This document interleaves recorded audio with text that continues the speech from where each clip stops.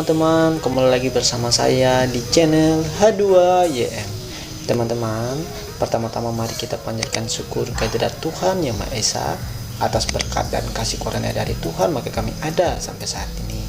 Nah teman-teman, pada video sebelumnya setelah menjelaskan apa yang dimaksud dengan besaran, apa yang dimaksud dengan dimensi, teman-teman bisa menonton videonya pada channel kami, yaitu channel H2YM.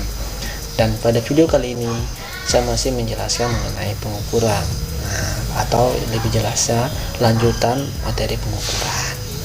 Nah, materi pengukuran pada video sebelumnya saya telah menjelaskan apa yang dimaksud dengan jangka sorong.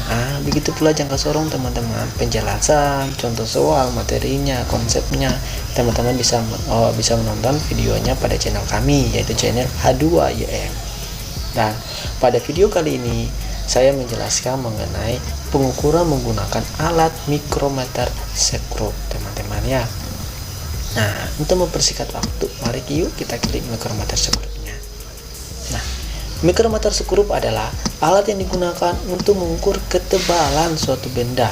Nah, ternyata mikrometer sekrup bisa mengukur ketebalan loh, teman-teman. Namanya saja mikro, berarti pengukuran dalam mikrometer sekrup itu menggunakan satuan lebih kecil dibandingkan jangka sorong. Jangka sorong kan satuannya sentimeter, mikro berarti milimeter, kayak gitu ya teman-teman.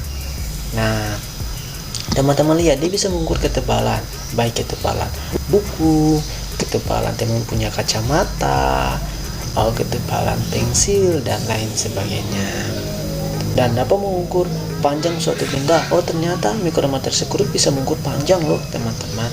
Namun panjang yang paling besar yang dapat diukur, panjang maksimum dari mikrometer sekrup adalah 25 mm. Kalau lebih daripada 25 berarti mikrometer sekrup tak sanggup untuk mengukurnya teman-teman, karena terlalu panjang kayak gitu. Inilah bagian-bagian dalam mikrometer sekrup teman-teman. Nah, yang ini teman-teman dikatakan poros tetap. Kenapa dikatakan poros tetap? Karena tidak bisa digeser atau tidak bisa digerak-gerakkan. Kalau ini adalah balok teman-teman, ya balok. Nah, kalau ini adalah poros geser. Kenapa dikatakan geser? Karena bisa digeser-geser teman-teman. Digesernya menggunakan apa? Menggunakan bagian yang di belakang ini teman-teman. Inilah pemutar, bisa digeser. Dia diputar maka memutar benda ini, maka poros geser ini bisa bergerak kayak gitu. Ini adalah pengunci teman-teman, ibaratnya poros tetap. Kita tempel balok di poros tetap dan kita geser nih benda ini, kita geser, kita putar dia, kita putar, maka dia akan bergerak dan akhirnya hingga rapat dengan balok tersebut. Kalau sudah rapat dengan balok tersebut, maka kita menggunakan pengunci teman-teman. Kita kunci di atas. Kita kunci. Kalau kita kunci, kegunaannya kunci ini agar poros geser ini tidak bisa bergerak lagi, terkunci. Balok ini tidak bisa jatuh lagi karena sudah di rapat, sudah ditekan hingga rapat dengan poros geser dan tidak bisa bergerak lagi karena sudah dikunci. Nah, inilah skala utama dengan satuan terbesarnya adalah milimeter. Nah, teman-teman, skala utama ini pada saat benda ini poros geser ini sudah rapat dengan benda ini, maka nilai-nilai dan skala utama ini kita bisa peroleh. Nah, inilah skala Nonius teman-teman. Skala satuan terkecilnya kayak gitu ya. Teman-teman, inilah bagian-bagian dari mikrometer sekrup. Nah, dalam mikrometer sekrup juga ada nilai ketelitian, nilai ketidakpastian, dan rumusnya, sama halnya dengan jangka sorong. Nah, mari kita yuk melihatnya. Kayak gini ya teman-teman. Inilah nilai ketelitian dari mikrometer sekrup. Inilah nilai ketelitian dari mikrometer sekrup, yaitu 0,01 mm. Kalau diubah ke cm yaitu 0,001 cm kayak gitu ya. Inilah nilai ketidakpastian dari mikrometer sekrup, 0,005 mm. 0,005 mm dapat dari mana? Dari ini teman-teman, dari nilai ketelitian Setengah dari nilai ketelitian adalah 0,005 mm. Kalau diubah ke cm yaitu 0,0005 cm.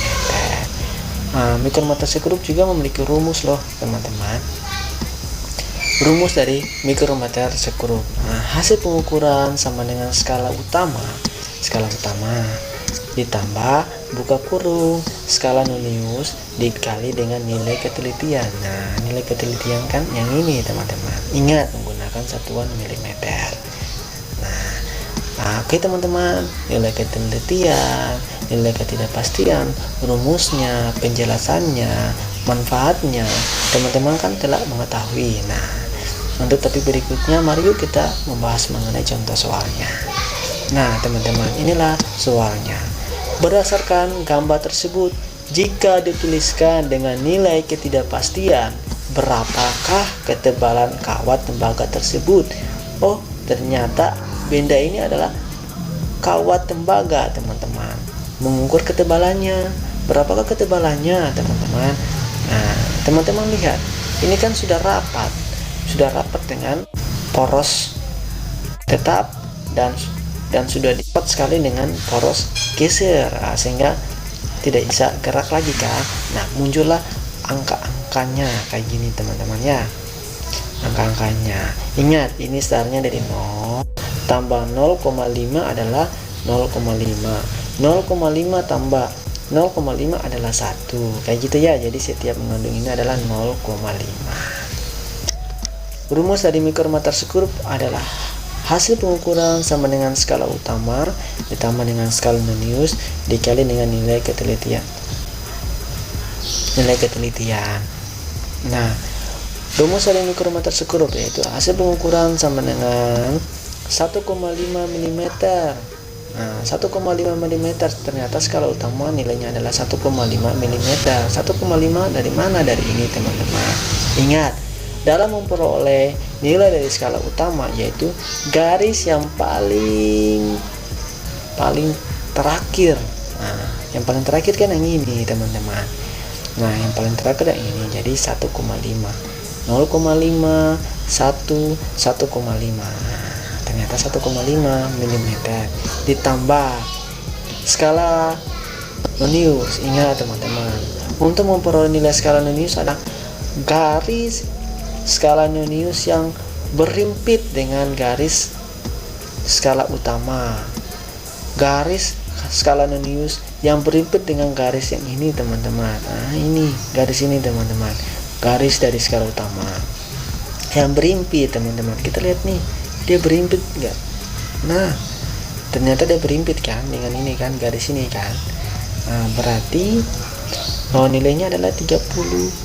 30 dikali, ingat nilai ketelitian dari mikrometer sekrup adalah 0,01 mm, maka 30 kali 0,01 mm sama dengan nilainya adalah 1,5 mm. Kita selesaikan dulu dalam kurungnya kayak gitu ya teman-teman.